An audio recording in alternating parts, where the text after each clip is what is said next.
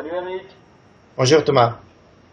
Alors aujourd'hui, je voulais faire cette petite interview parce que j'ai eu la connaissance il y a un petit moment là d'un vieux livre à toi là, je crois qu'il est assez vieux déjà, qui s'appelle la digestion, la clé de notre santé.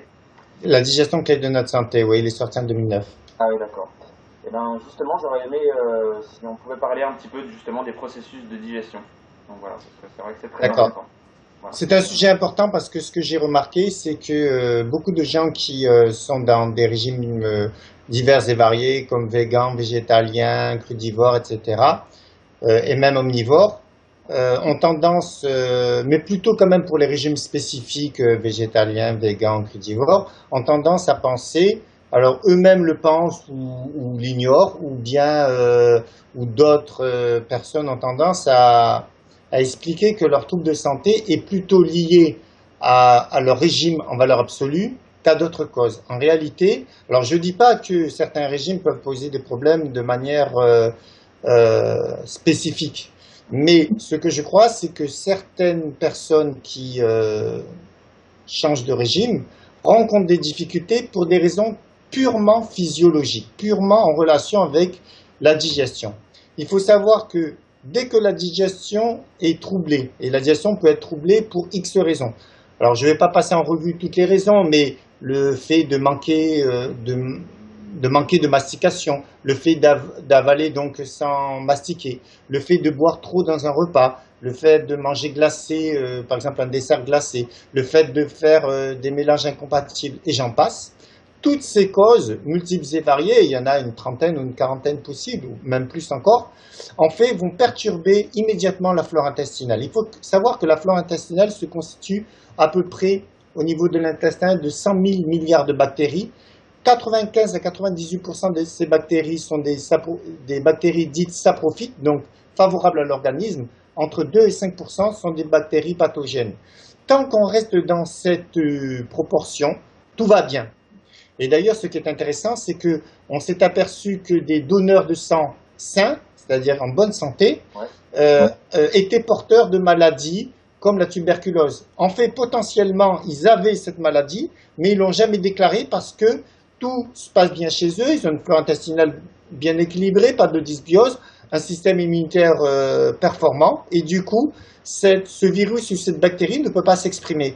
Par contre, s'il y a des troubles digestifs récurrents, avec des modifications de la flore, et bien à ce moment-là, des bactéries ou des virus qui étaient là, et de manière latente, vont pouvoir s'exprimer. Et beaucoup de pathologies, même virales, ne sont pas forcément dues à des virus venant de l'extérieur. Ils peuvent tout simplement, ils étaient déjà là, mais ils ont pu s'exprimer parce que le terrain s'est affaibli. D'accord. Et il faut D'accord. savoir que tout ce que j'ai expliqué tout à l'heure, beaucoup de troubles de santé rencontrés par certains adeptes, entre guillemets, de certains régimes, dits spécifiques, en fait, sont en relation tout simplement avec des causes liées à le non-respect de la physiologie digestive. Et qu'est-ce qui se passe dans ce cas-là? Eh bien, on va avoir la flore pathogène qui normalement devrait être à 5% maximum de la flore totale, eh bien, ils vont augmenter. Il va y avoir ensuite des dysbioses, c'est-à-dire déséquilibre de la flore intestinale. Alors, dans un premier temps, ces toxiques pathogènes et les toxiques générés, les bactéries pathogènes et les toxiques générés par les troubles digestifs vont être neutralisés par le système immunitaire. Il faut savoir que 80% du système immunitaire se trouve au niveau de la muqueuse intestinale. C'est pas rien d'ailleurs que le système immunitaire se trouve très présent à cet endroit-là, donc c'est assez stratégique.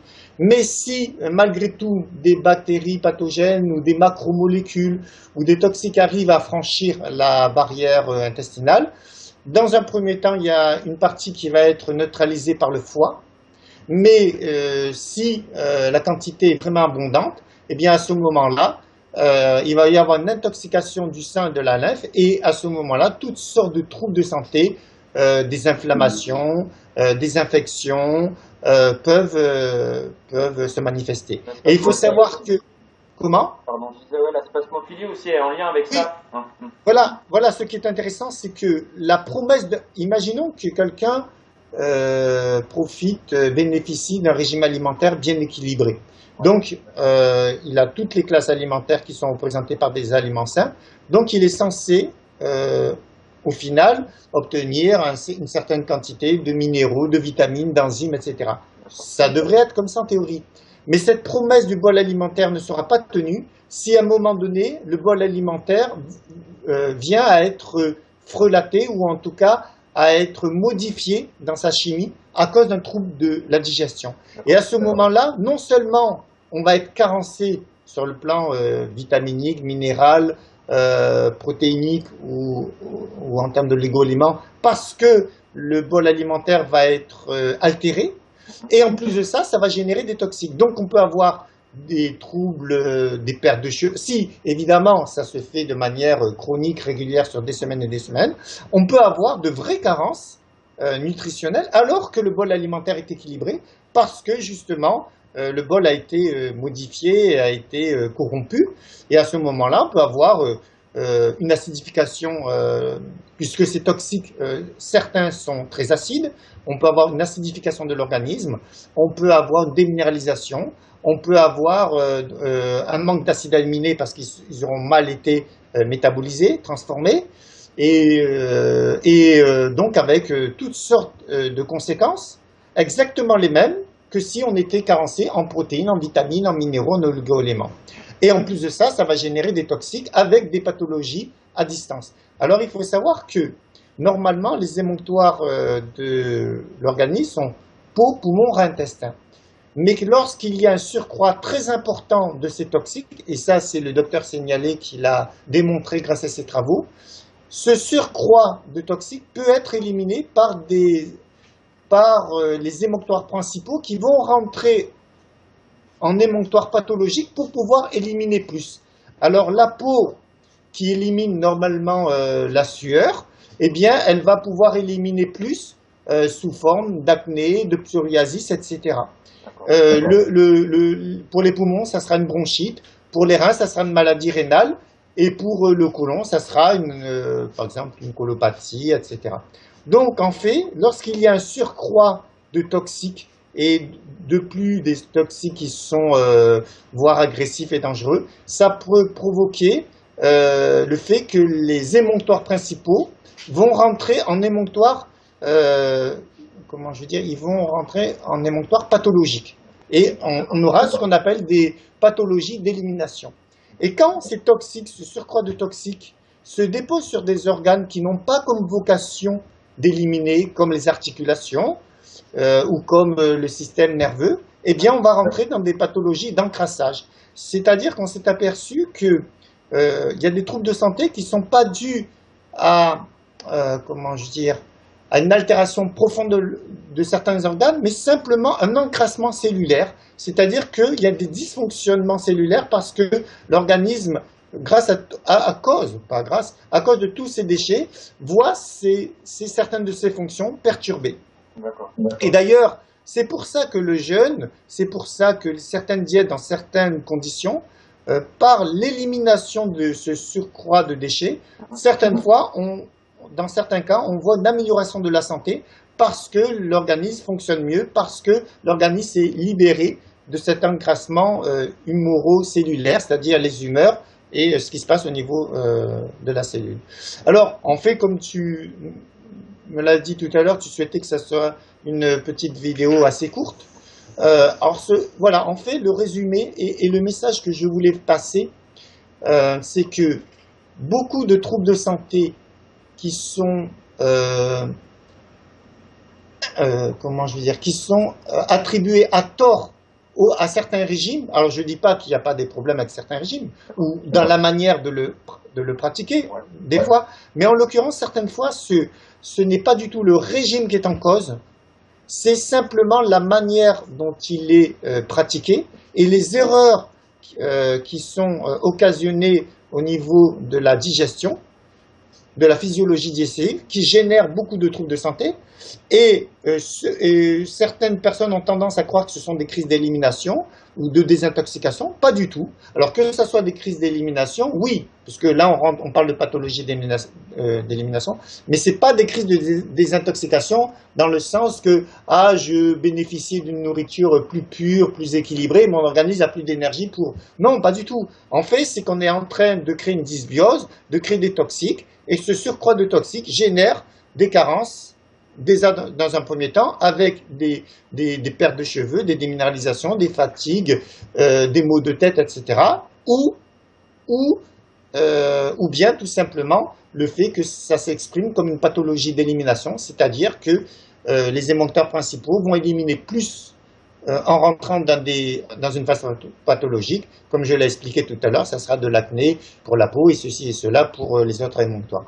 En fait, voilà, et c'est vraiment un message important parce que, vu ce que j'ai vu sur Internet, beaucoup de gens se fourvoient, vont chercher des causes dans tous les sens ou des explications des fois tirées un peu par les cheveux et ne se posent pas la question s'ils ont respecté ou ils ont fait des erreurs concernant la physiologie digestive.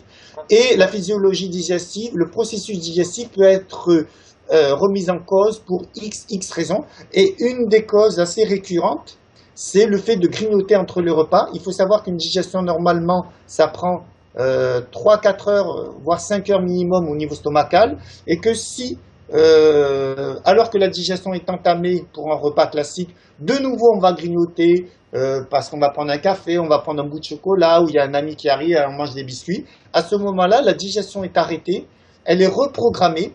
Déjà, ça va provoquer une dépense d'énergie très importante et ça peut être à l'origine de troubles digestifs qui vont ensuite générer toutes sortes de troubles à distance, des diarrhées, des constipations. Alors si cette erreur est faite ponctuellement, c'est pas grave, mais si cette erreur est faite de manière chronique, eh bien ensuite on se trouve de manière chronique à avoir des troubles de santé et qui évidemment vont perdurer et ensuite avoir un impact durable sur la santé. Donc en fait, j'encourage vraiment les gens qui s'intéressent à la physiologie digestive à se poser des questions, à voir s'ils ne commettent pas des erreurs, à se renseigner et à s'informer, à savoir aussi tout ce qui peut altérer une digestion. Et c'est pour ça que j'ai fait un livre sur la digestion clé de notre santé, tellement ce sujet est important. Même si on mange bio, même si on mange de manière parfaite, si on a des troubles digestifs, on n'aura jamais la santé. Voilà. En fait, c'est comme l'exemple, par exemple, qu'un fruit, certes, un fruit, il est bon pour nous et on le digère normalement très facilement. Mais si on mange un fruit à 23 heures du soir, ça n'a plus rien à voir. On va créer forcément des troubles digestifs parce que... Alors si on mange un fruit à 23 heures, comme tu dis, et que la digestion, ça dépend.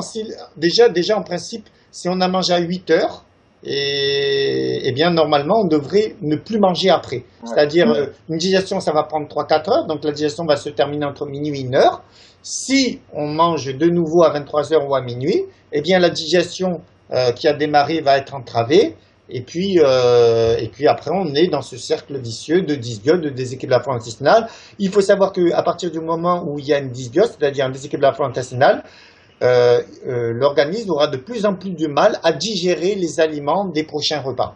Et ensuite, on rentre dans un cercle vicieux où, malgré qu'on fait attention, malgré qu'on mange bio, ceci, cela, on se trouve toujours avec le ventre ballonné et on ne comprend pas, et bien tout simplement parce qu'on a fait des erreurs. Et les erreurs sont multiples et variées. Le fait, par exemple, de trop boire pendant un repas, même si ce n'est que de l'eau, ça va diluer les sucs digestifs. Et quand les sucs digestifs sont très dilués, ils n'ont plus l'impact, ils ne sont plus capables de digérer les aliments parce que l'acide chlorhydrique va diluer, les sucs digestifs vont diluer. Donc rien que cette erreur, le fait de boire trop dans un repas, et alors je ne parle pas des gens qui boivent des sodas ou des sirops ou des jus de fruits pendant les repas, c'est cause de déséquilibre de la flore intestinale avec toutes les conséquences et les maux à distance. Voilà. Et par exemple, parce que moi je sais que j'ai beaucoup de... Alors j'aime pas du tout les étiquettes, mais j'ai beaucoup de frugivores et crudivores qui me suivent, qui mangent beaucoup à la croque, comme moi en fait. C'est-à-dire que moi je vais manger un fruit, et après peut-être 2-3 heures après je vais remanger un fruit. Je mange pas des repas complets, je mange à chaque fois que j'ai envie de manger. Est-ce que tu penses que justement quand on fait ça, est-ce que ça pose un problème si on mange qu'un fruit à chaque fois? Alors, ce qui se passe, c'est que de faire ça, il faut savoir que la digestion d'un fruit, ça dure quand même entre 2 et 3 heures. Parce que c'est pas parce que c'est un fruit qu'il n'y a Ah, pas de d'accord. digestion. En fait, si tu prends un fruit et que tu le passes dans un extracteur, tu bois le jus en 20 minutes, une demi-heure, il passe dans le sang. Pourquoi? Parce que ce sont des sucres simples, dans la majorité des cas, et il n'y a pas de cellulose. Par contre, s'il y a de la cellulose, c'est long à dégrader, les celluloses. Donc, c'est au moins 2 à 3 heures stomacales. Si au bout d'une heure ou 2 heures, alors que la digestion n'est pas complètement terminée, tu entames une autre digestion, eh bien là, oui, tu peux créer des trous. Parce que il faut savoir que l'estomac va sécréter une certaine quantité d'acide chlorhydrique, de sucre digestif, d'amylase. C'est-à-dire si c'est des aminons, c'est de l'amylase. Si c'est des protéines, c'est des protéases. Si c'est des lipides, c'est des lipases. Donc on voit que l'estomac, puisque pour le moment on est à ce stade de la digestion, l'estomac va sécréter en termes de quantité et en termes de nature des sucs digestifs, comment je veux dire, des sucres qui seront complètement adaptés à l'aliment en termes de nature d'aliment, si c'est une protéine, si c'est un féculent, si c'est un fruit, et en termes de quantité. Donc on voit c'est quelque chose qui est vraiment adapté en quantité et en qualité. Si à un moment donné, tu incorpores de nouveaux aliments, par exemple un bout de chocolat ou un autre fruit, eh bien, toute cette programmation doit être refaite, puisqu'elle n'est plus adaptée aux nouveaux aliments. Et bien à ce moment-là, premièrement, ça va dépenser beaucoup d'énergie. C'est pour ça que beaucoup de gens qui grignotent ont constamment le nez qui coule, parce qu'ils génèrent des toxiques. Et un des moyens pour l'organisme de se désintoxiquer des toxiques qui ont été générés, c'est entre autres la sécrétion du mucus par le nez. Il n'y a pas que ça. Mais donc les gens qui ont des troubles digestifs chroniques ont souvent des problèmes ORL qui sont en relation avec des troubles de la digestion qui peuvent générer aussi des inflammations de la muqueuse. Et il faut savoir que les inflammations de la muqueuse peuvent provoquer à distance, par exemple, une otite. Alors les gens ne comprennent pas. L'otite, ça touche l'oreille moyenne. Quel est le lien entre une inflammation de l'oreille moyenne et un trouble digestif? Eh bien, qui part de l'estomac ou de l'intestin. Il faut savoir que la muqueuse intestinale, c'est exactement l'équivalent de la peau pour ce qui est de l'extérieur de notre corps. On a une seule peau qui couvre tout notre corps. La peau du visage, la peau du torse, des jambes, etc. Ce n'est qu'un seul feuillet. Et la muqueuse intestinale, c'est qu'un seul feuillet. C'est-à-dire que c'est qu'une muqueuse qui est juste prolongée et qui porte des noms différents. On va dire c'est la muqueuse stomacale, c'est la muqueuse intestinale, c'est la muqueuse des voies ORL. Voilà. Mais en réalité, c'est qu'une seule muqueuse. Et s'il y a une inflammation, un peu comme un incendie qui va se propager de proche en proche, l'inflammation peut très bien aller de proche en proche jusqu'à atteindre le rhinopharynx et ensuite se transmettre à l'oreille moyenne, à l'oreille par la trompe d'Eustache. Et c'est pour ça qu'on peut avoir une otite en relation avec des troubles digestifs venant de l'intestin. Et beaucoup de gens ignorent que les problèmes ORL peuvent être en relation avec des grignotages intempestifs, des troubles de la digestion récurrente, dus aussi, on peut tout simplement faire des mélanges antagonistes, mélanger par exemple, boire ou manger une orange, en mangeant par exemple des pommes de terre ou des pâtes ou un morceau de pain. Et à ce moment-là, on bloque la digestion, parce que bon, ce sont deux aliments antagonistes, et ensuite on génère toutes sortes de toxiques. Donc il faut vraiment se documenter sur la physiologie digestive, car si on ne le fait pas, et si on ne maîtrise pas un minimum de règles, ça peut impacter toute notre santé. Et on pourra faire tous les efforts sur le plan du régime alimentaire, étant donné que la cause ne concerne pas l'alimentation en valeur absolue. Peut-être que dans certains cas, oui, mais s'il s'agit d'une cause digestive, la solution doit être en corrigeant cette cause et ne pas aller la chercher en incriminant le régime si le régime n'est pas à mettre en cause dans ce cas d'espèce. D'accord. Du coup, ça me donne encore une question parce que là, donc, du coup, tu disais par rapport aux fruits que même si c'est un fruit, ça peut aller jusqu'à 2 à 3 heures de digestion avec les fibres et compagnie. Donc, si un fruit seul peut durer jusqu'à 2 à 3 heures de digestion, Dans ce cas-là, quand on fait un repas assez conséquent, c'est encore C'est plus long. 4 à 5 heures au niveau stomacal. Si le repas est complet, si le repas est... Oui, 4-5 heures au niveau stomacal. Et si tu manges des fritures, par Ouais, exemple, des frites, ça peut être 7-8 heures, voire 9 d'accord. heures. Parce que les frites, c'est très long à cuire, à digérer, parce que c'est été cuit à haute température. Il y a des acides gras qui ont été transformés, il y a formation d'acrylamide, puisqu'il y a les sucres et les graisses. D'accord. C'est très lourd à digérer, ça c'est 7-8 heures. Mais un Alors, repas classique, c'est minimum 4-5 heures au niveau stomacal. Ensuite, la digestion va se prolonger au niveau intestinal. ouais, Il faut savoir qu'à partir du moment où on ingère un aliment et où cet aliment a été complètement transformé, assimilé, et les déchets, une partie, s'il y a des fibres éliminées par les selles, ce processus prend 20 heures à 24 heures. d'accord. Ah ouais. Tout le processus complet. Et donc, Mais en fait, c'est segmenté par partie du système digestif, c'est-à-dire 4-5 heures pour l'estomac, après un certain temps pour l'intestin grêle, un certain temps pour le côlon, etc.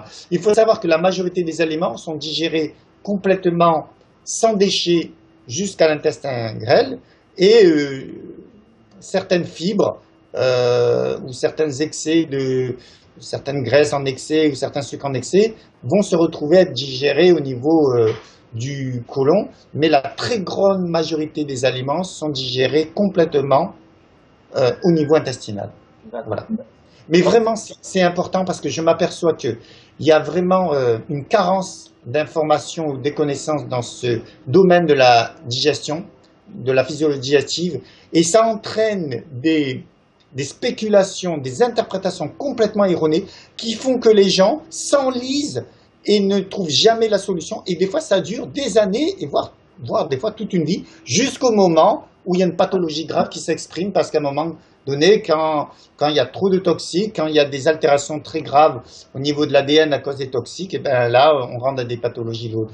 Et en fait, moi, je me dis des fois, c'est incroyable, parce que je rencontre certains de mes patients, ils ont galéré pendant des années, on leur propose un réglage alimentaire, ils le mettent en pratique, et au bout de quelques semaines, des problèmes ORL qui duraient depuis des années, pouf, comme par enchantement, ils ont disparu. Ce n'est pas un miracle, ce n'est pas un mystère, c'est juste qu'on a corrigé la cause qui était à l'origine du trouble. On ne s'est pas trompé de cause, on n'est pas allé faire des extrapolations en imaginant ceci, cela. C'est pas des crises c'est pas des crises de désintoxication comme certains ont tendance à croire. C'est juste que ce sont des règles de digestion qui n'ont pas été respectées, mais les conséquences peuvent être importantes. D'accord. Ok, Il faut ok. savoir que les troubles digestifs peuvent créer des pathologies d'élimination, d'encrassage et des maladies auto-immunes.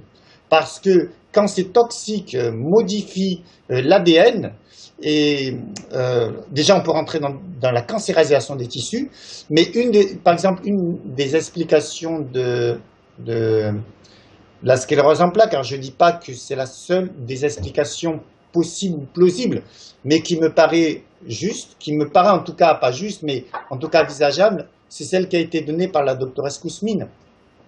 La doctoresse Kousmine expliquait que dans la sclérose en plaques, ce sont des toxiques. Il faut savoir que les toxiques ont un endroit de prédilection privilégié pour être stocké, c'est les graisses.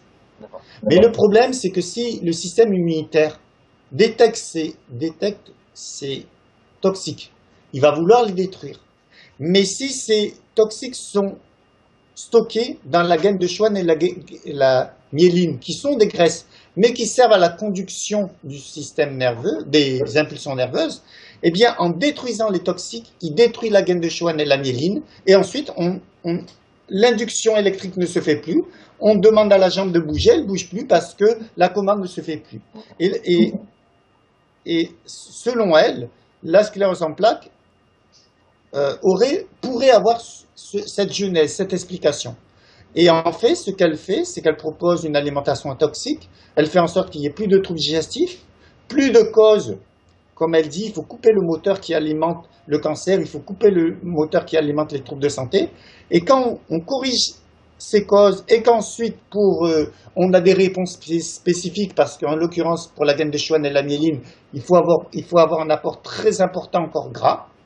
Elle a eu quand même, un médecin qui arrive à sortir ses patients atteints de sclérose en plaques, il n'y en a pas beaucoup. Non. Et ben elle est arrivée. Et d'ailleurs,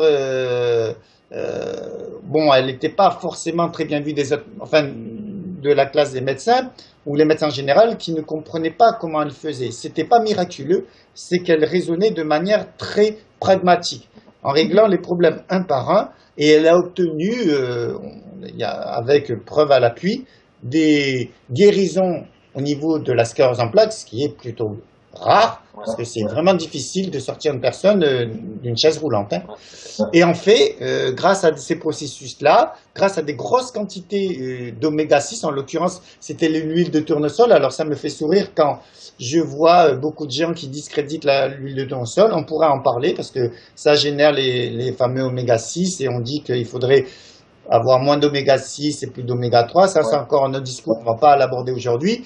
Mais en l'occurrence, elle a apporté, grâce à des instillations, ce sont des poires à lavement où c'était l'équivalent, je crois, de 60 millilitres d'huile de tournesol via une poire à lavement juste avant de se coucher, avec un lavement bien sûr avant pour nettoyer le côlon bien sûr avant. Elle fait un petit lavement, ensuite instillation, et bien au bout de quelques semaines, elle a obtenu des résultats spectaculaires carrément de guérison à sclérose en plaques. Ce sont des travaux qu'on peut consulter dans ces livres. Voilà. Donc c'est tout ça pour dire que des petites erreurs régulières sur de nombreux mois, de nombreuses années peuvent avoir des conséquences très graves. D'accord, ok, super. Et je finirai par cette conclusion, quelque chose que j'ai déjà dit tout à l'heure. On ne peut pas être dans l'optimum de sa santé, c'est-à-dire profiter du maximum de sa santé tant que l'on a des troubles digestifs. Beaucoup de gens arrivent à s'en accommoder en disant c'est pas grave, un petit trouble, des ballonnements, tout le monde en a, mais c'est pas parce que tout le monde en a et que la norme n'est pas juste que pour autant il faut prendre la norme comme une référence quand l'ensemble des gens ont tendance à se tromper. Voilà. Oui, c'est sûr. Sinon, ça voudrait dire qu'il y a une bonne raison à qu'on soit tous malades, hein, puis on reste comme ça. Je crois que c'est Einstein qui a dit, ou Gandhi qui a dit, c'est pas parce qu'une erreur est répétée X fois qu'elle devient une vérité. Je crois que c'est Gandhi. Ah, ouais. Voilà. Et voilà, je terminerai sur cette conclusion. Est-ce que tu as quelque chose à me demander? Bon, j'aurais juste voulu savoir, alors, deux petites questions. Est-ce que déjà, le livre là, de la digestion clé de notre santé, est-ce que tu en as un dispo pour le montrer? Sinon, je ferai un Ah oui, lien. alors après, on le retrouve, Voilà. mes livres, en fait, on les trouve sur Amazon, on les trouve sur Internet. On peut aller sur mon site www.ericdarche.com. Ouais, je connais même plus l'adresse de mon site. C'est ericdarche.com. Et là, en fait, on va avoir l'étape de matière, la préface du livre, etc. D'accord. Si déjà on veut s'intéresser au livre, et puis après, on peut, si on veut le commander, je sais qu'il se vend dans toutes les librairies ou sur Internet. Voilà. Pour moi, c'est un des livres clés que j'ai réalisé. J'en ai écrit pour le moment 8. J'en sors un 9e au mois de octobre. Et en fait, ce livre, pour moi, il est majeur. D'ailleurs, c'est le livre qui s'est le plus vendu de tous mes livres parce que les gens ont bien compris que tant qu'ils ont une digestion correcte, jamais ils pourront atteindre la santé. D'accord. Bon, bah, j'invite tout le monde à aller Jeter un coup d'œil sur Internet. Voilà, juste jette un coup d'œil. Après, si ça les intéresse, ben, ils pourront l'acquérir. Mais en tout cas, ce que je sais, c'est que c'est ma manière de fonctionner. Je donne toujours le maximum de ce que je sais comme information. Et beaucoup de lecteurs m'ont dit que ce livre les a aidés à s'autonomiser, à ne plus être dépendants de Pierre-Paul Jacques, parce que j'ai envisagé énormément de possibilités. Évidemment que si une personne a des troubles importants de santé, des fois le livre ne suffit pas, ça peut être intéressant d'aller voir quelqu'un pour une aide ponctuelle, pour sortir d'une situation ponctuelle, mais le livre en tout cas donne beaucoup d'informations pour devenir autonome. Et ça, en tout cas, c'était le pari, et vu les retours que j'ai eus sur ce livre, je trouve que il me semble ne pas m'être trop éloigné de l'objectif, quoi. Ok, super. Voilà. Non, bah, c'est cool alors. Voilà. Pour ceux qui regardent la vidéo, en tout cas, faut fortement s'intéresser à ce livre-là, je pense. Voilà, c'est très important. Voilà. Voilà. Super. Eh ben écoute, je te remercie Eric. Voilà, je pense qu'on a respecté Merci. la demi-heure là. Voilà, c'est bon. Eh ben, c'est très bien. Ah bah, super alors. Eh ben À écoute, plus tard, Thomas. ouais, bonne fin de journée et à bientôt. Salut Merci, Eric. Thomas. Salut.